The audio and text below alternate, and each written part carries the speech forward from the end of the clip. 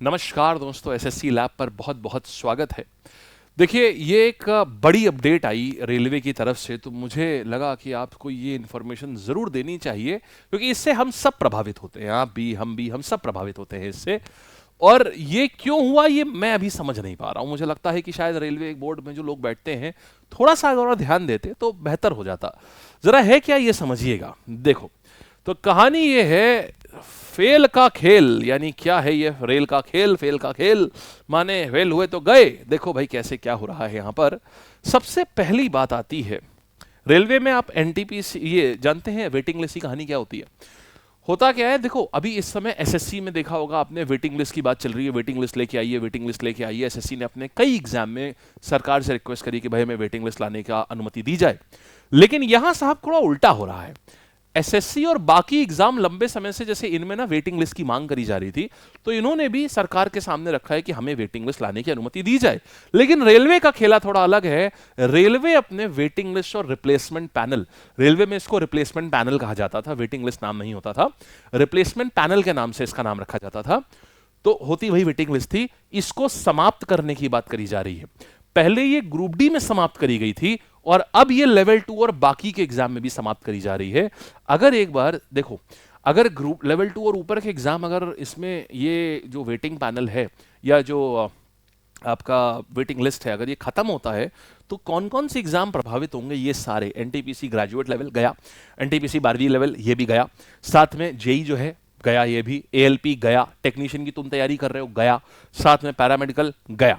इन सभी में waiting list खत्म हो जाएगी, ठीक है। इनफैक्ट कॉप्स भी इसी में आ जाएगा। जो आपका ये है कॉप्स वाला जो है, रेलवे में जो रेलवे प्रोटेक्शन फोर्स जो है, इसमें एसआई और कांस्टेबल ये भी चला जाएगा इसमें। अब देखना अब होगा क्या। अब देखो कैसे है ये। अभी देखो, हाल ही में 6 जून 2025 को ये लेटर निकला था, जिसमें रेलवे बोर्ड द्वारा ये बोला गया है कि भाई देखिए, लेवल 2 और अबव वाली जो पोस्ट है ना, इसको बंद कर दिया जाए।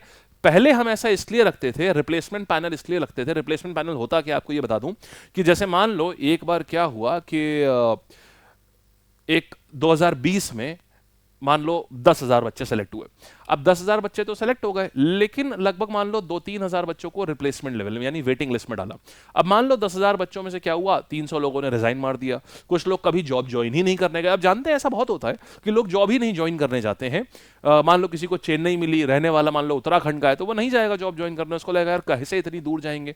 तो अभी, या फिर मान लो किसी ने जॉब ज्वाइन करी और ईश्वर ना करे मतलब किसी की डेथ हो गई अगर, तो ऐसे में क्या करते हैं, रेलवे वो वेटिंग लिस्ट रखता था, वो पैनल रखता था, उसमें से छात्रों को बुला लेता था और वहां पर नौकरी दे देता था।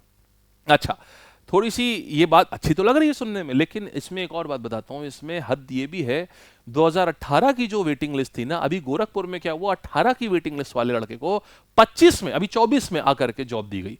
मतलब वो 2018 की वेटिंग लिस्ट में था, 6 साल बाद बुला करके उसको जॉब दी गई है। तो वेटिंग लिस्ट में आदमी लटका भी रहता है। दोनों ही चीजें, ये फायदा भी है नुकसान भी है इसका।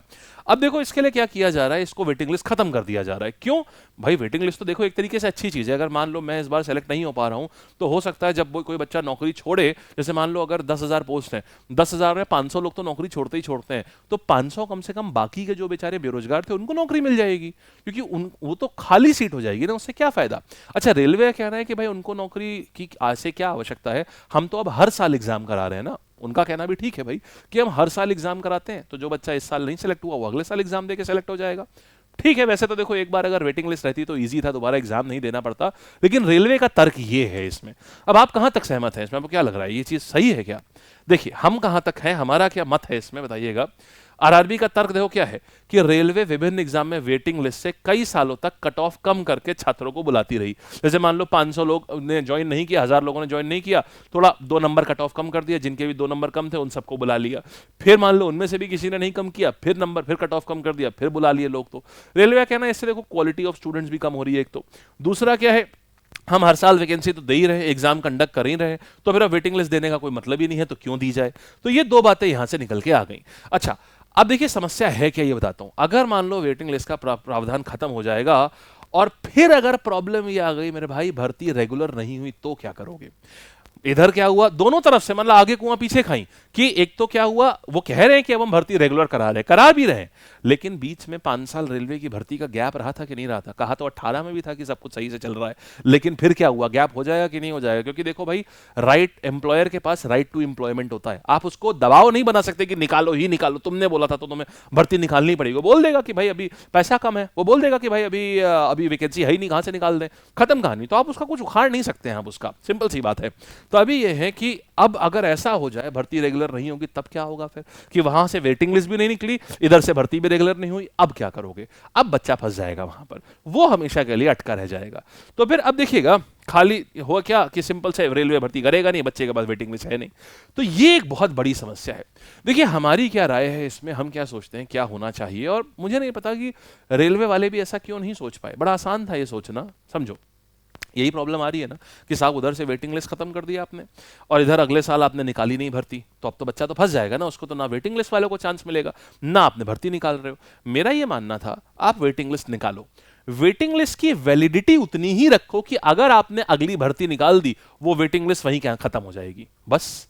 आपको यही तो दिक्कत था ना, कि हम तो हर साल निकाल रहे हैं जी, इसलिए वेटिंग लिस्ट की आवश्यकता ही नहीं है, हम क्यों वेटिंग लिस्ट वाले बच्चे को बुलाएंगे नौकरी देने के लिए।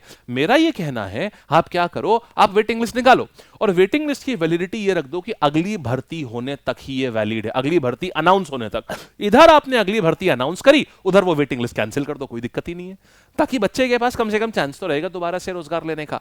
ये होना चाहिए था, ये बहुत ही सॉलिड, एक बहुत बेसिक सोल्यूशन है ये इसका। पता नहीं रेलवे वाले क्यों नहीं सोचते हैं ऐसा। मुझे अब आप बताइएगा बच्चों, बालक लोग, कि आप लोगों का क्या मानना है इस पे, ये क्या वेटिंग लिस्ट रद्द होनी चाहिए क्या? जरूर बताना। और कितने बच्चे ऐसे हैं NTPC graduate, under graduate level की तैयारी कर रहे हो, नीचे कमेंट करके वो भी बताना। क्यों बता रहा हूं, देखो एनटीपीसी अंडर ग्रेजुएट लेवल के लिए बहुत ही बेहतरीन सीरीज जो है, सुबह 9 बजे शुरू हो रही है, सुपर 30, बहुत बेहतरीन, बहुत ही बेहतरीन। पूरी जीएस रिवाइज हो जाएगी एग्जाम के पहले। आप लोग बहुत टाइम से इंतजार कर रहे थे ना, सर जीएस करा दीजिए, तो ये है सुपर 30, ये उस पे यूट्यूब पे है, सुपर 30 है चैनल इसी के ऊपर, यही हमारे एसएससी लैब के ऊपर, ये है सुपर 30। अभी से जा करके इसको लाइक करके अपने पास रख लो, ये सुपर 30, ठीक है। तो ये आपको बवाल लेवल पे आपको मतलब एकदम तैयार कर देगी। सुबह 9 बजे होगा लाइव एकदम यूट्यूब पर, ठीक है।